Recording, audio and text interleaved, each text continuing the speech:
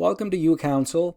In today's lecture, we pose a question and then we'll try to find an answer to that question through discussion on this lecture, whether there could be any tort liability that may arise from a wrongdoing or misconduct in the virtual world. And we will consider online games such as Roblox and others where we are able to live in the virtual world and are able to interact with each other through our avatars in the virtual world. Now, we are only considering tort liability in this lecture. We are not considering criminal liability or contractual liability or any other area of law.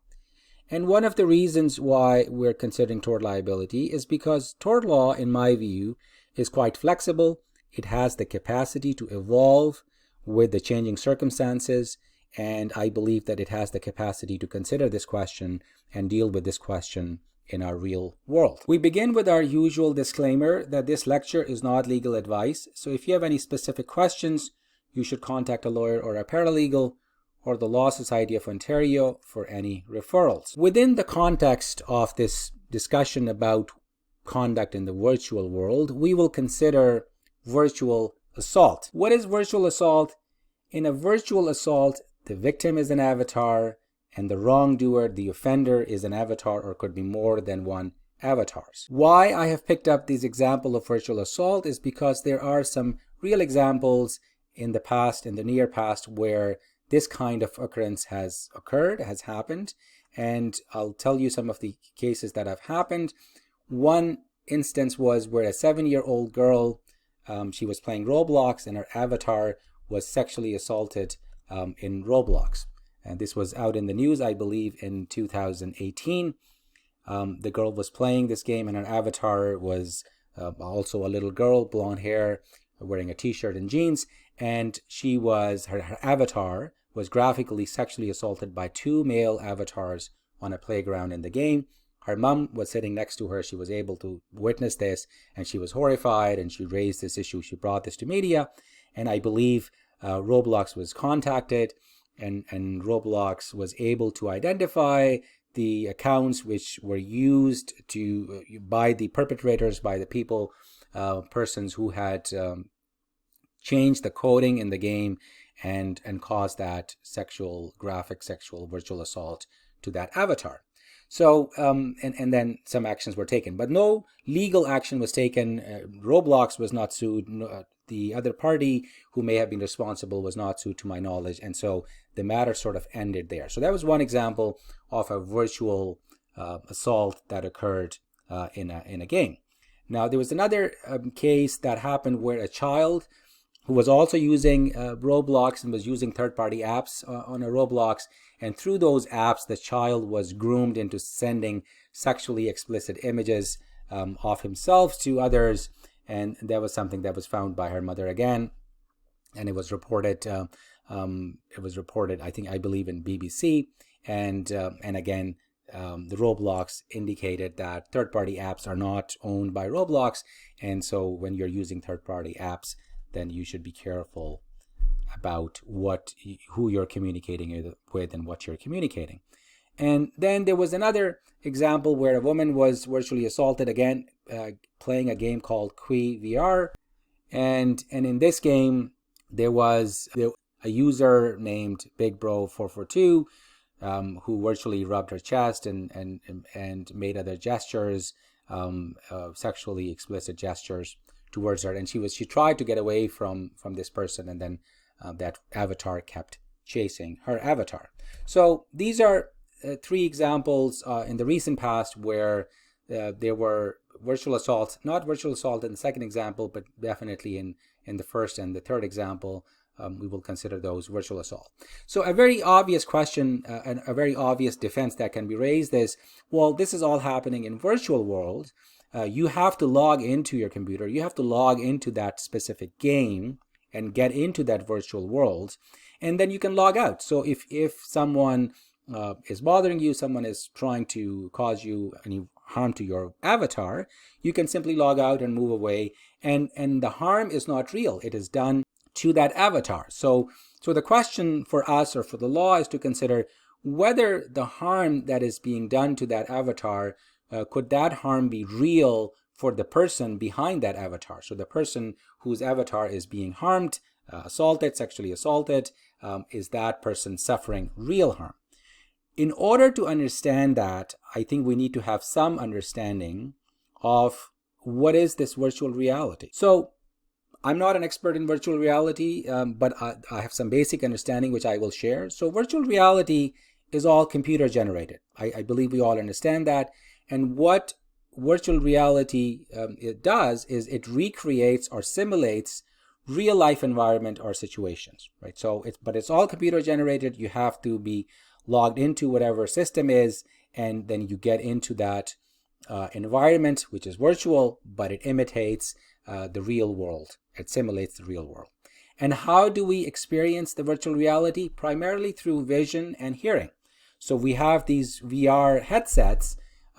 If you have used them, you know what they look like, but if you haven't, here are some of the pictures that you can see. Now these are virtual headsets. The screens are in front of your eyes, and you have these headsets on your ears.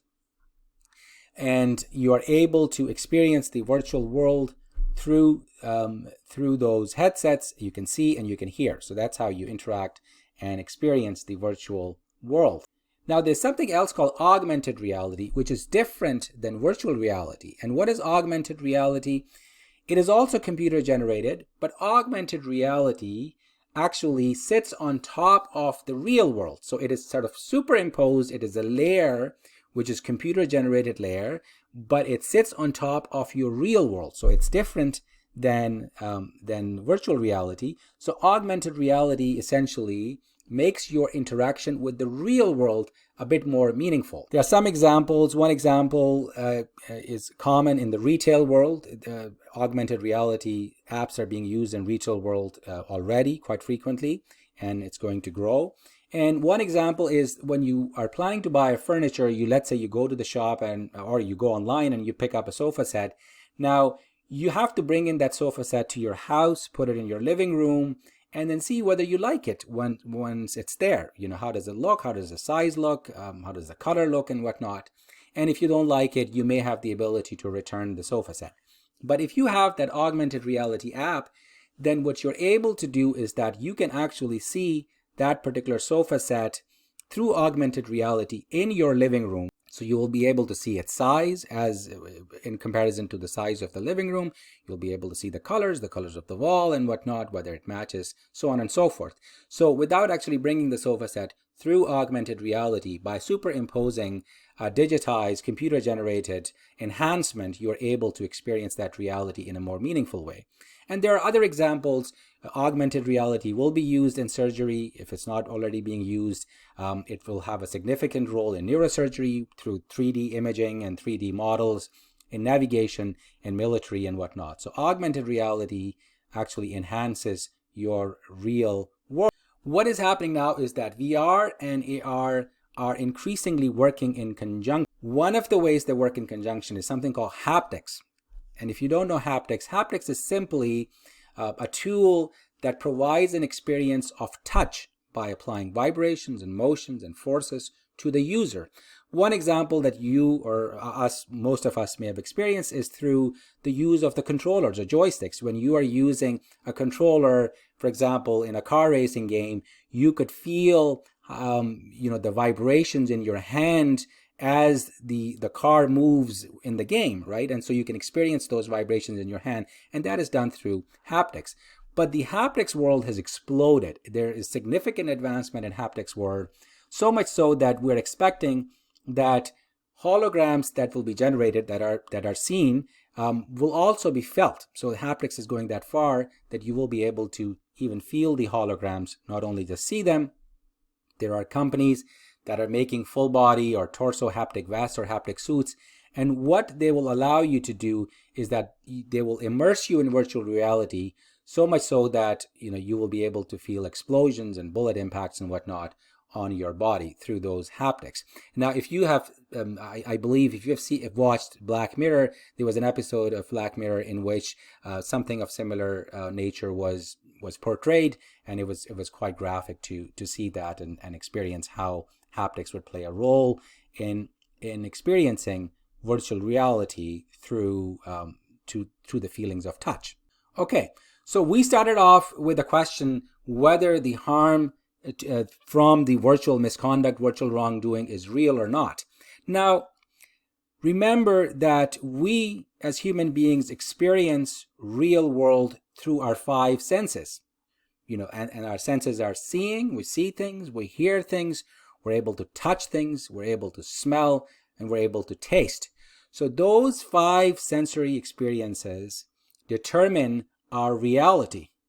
And so when you have this virtual world where 3 out of 5 senses are already engaged, so you're able to see, you're able to hear, and you're able to touch. So 3 out of the 5 senses are already engaged in our existing virtual world, then the question becomes, how much would be the distinction between virtual and real? And this will be a philosophical question, but we will, in the near future, will be faced with this question, because if, let's say, in the virtual world, all 5 senses are engaged, then what is the difference between the virtual world and the real world, and how do we distinguish between the two? So that will become a question, philosophical question, which will be relevant to us in our everyday lives as we will spend more and more time in the virtual world, in virtual reality. But for law, the question is then, in the context of the harm, the question is, if 3 of your 5 senses are experiencing some wrongdoing and it has certain impact on your mind, could the harm that follows that wrongdoing, could that be real? And because if the harm is real and there is a real person being affected by that wrongdoing, then there would be potential liability that may arise. So we will explore this further in terms of harm in our next lecture, and then we will continue our exploration towards the application of tort law principles to see whether it is possible to claim tort liability through wrongdoing in the virtual world. So please stay tuned, and we'll come back with the next lecture talking about, exploring more about the harm, whether being real or unreal. Thank you for watching.